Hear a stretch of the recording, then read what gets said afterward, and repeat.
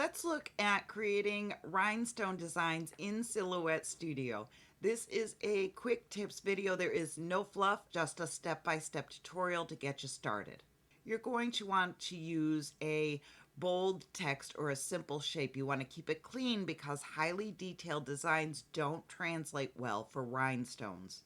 Click the rhinestone icon on the right hand side here. This feature is available in Designer Edition, and if you're using Designer Plus, you'll see some advanced options, but we're going to stick with the basics today.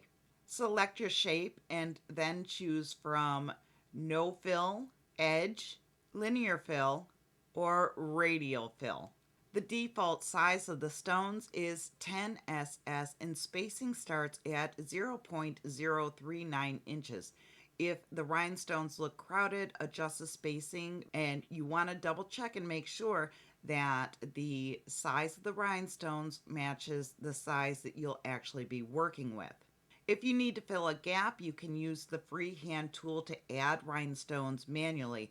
And when you're satisfied with the design, click Release Rhinestones to convert the effect into cuttable circles.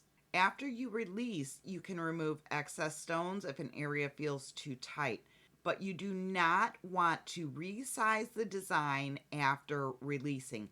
That's going to change the size of the dots and your rhinestones will not fit correctly.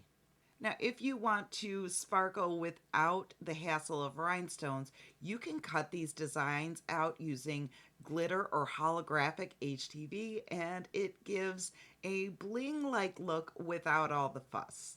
Here are some bonus tips to wrap everything up. To help with sizing, 10 SS rhinestones are about 2.8 millimeters in diameter.